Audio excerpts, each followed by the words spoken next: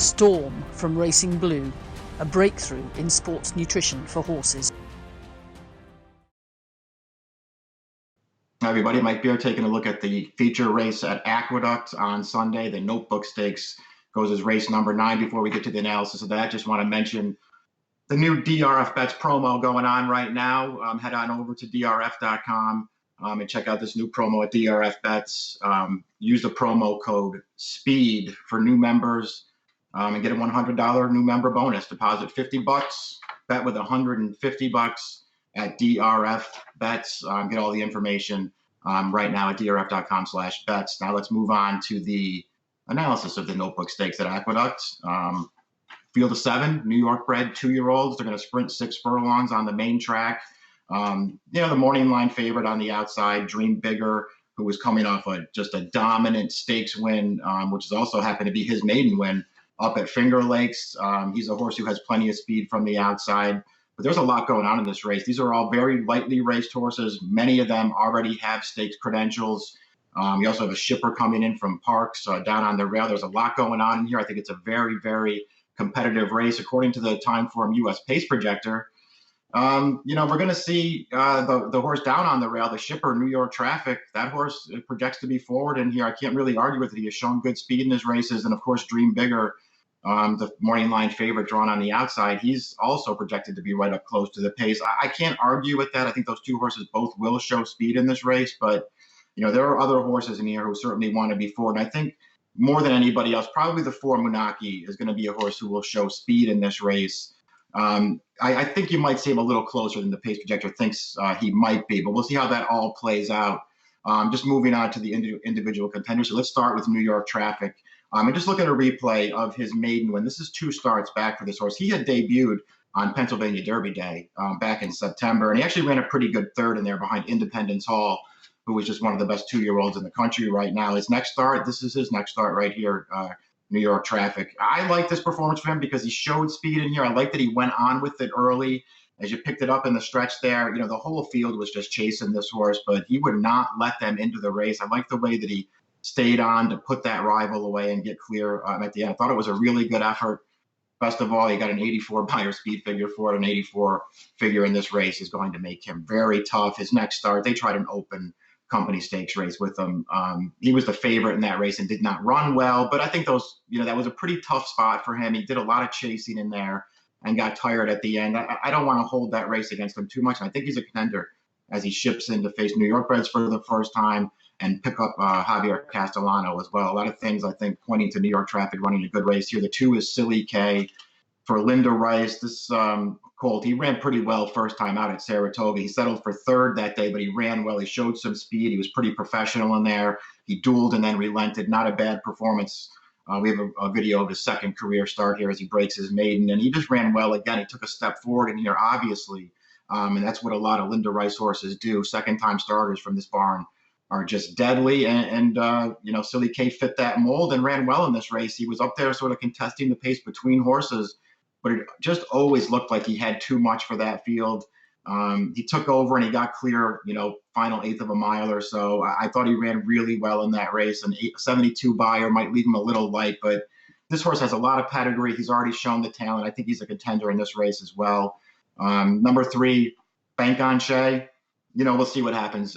Back when this horse debuted very early in the Saratoga meet, I thought he actually ran well. He was a debut winner for Jason Service. And it just looked to me like a good performance in what might have been a good field. As things have played out, we haven't seen this horse since that race. It's been 126 days since he broke his maiden. And on top of that, the form for that race just has not worked out. As it turns out, the field that he beat, it just has not been a good one. The horses that have been running back out of it have proven to not be very good. So we'll see how Bank of Shea fits. I don't want to necessarily hold all that stuff against him.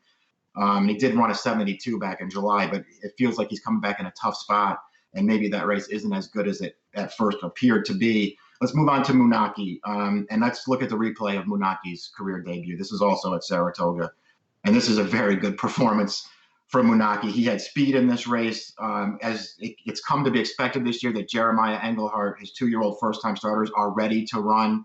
That was certainly the case with Munaki. He sped right to the lead in this race. He held on very easily around the turn, and then he just opened up on this field with every stride to the stretch. He wins it by 10 with a 72 by a really nice performance. He came back out of that race to try the Bond Guard at 7 furlongs back in September at Belmont. And listen, he was a little disappointed in there finishing 4th in a 5-horse field, but he just didn't break great from the gate that day. He got away last and then had to rush up into the race. He got a little tired at the end.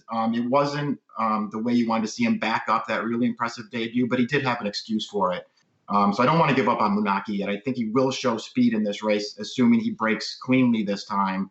And I think there's a real chance he could rebound in this race. I didn't pick him on top, but I can see him running a much better race in this race. The 5 Mission Wrap It Up, listen, he just hasn't turned out to be as good as it looked like he might be. When he won his debut, he ran really well first time out, all stakes races since then, and he just hasn't been competitive. He's going to be the longest shot on the board in here.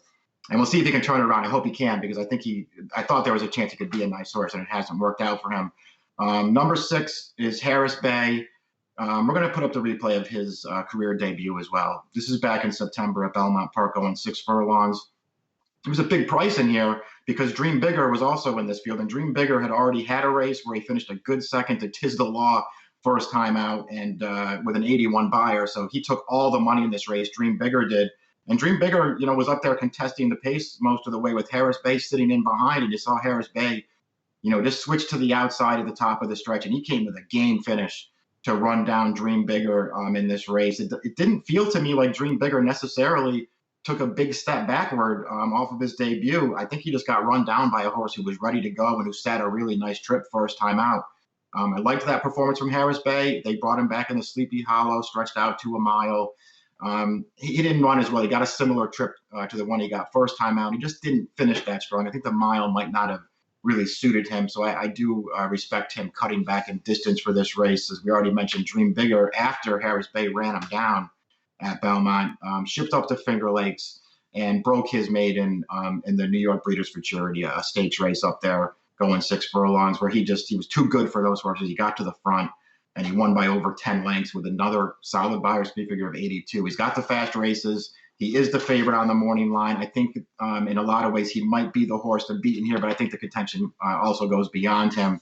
We'll put up the top picks for the race right now, and I'm going to pick Harris Bay on top. I like him cutting back for this race. I did like his debut. I thought that was a quality win, and I just appreciate the fact that he can sit off the pace in here. And it feels like they might get contested in front of him. I was interested in New York Traffic, the shipper down on the rail. I'll use him as well. But I went 6-1, 4, and 2 in the Notebook Stakes. It's race number 9 at Aqueduct on Sunday, and the approximate post time is 3:50 Eastern Time.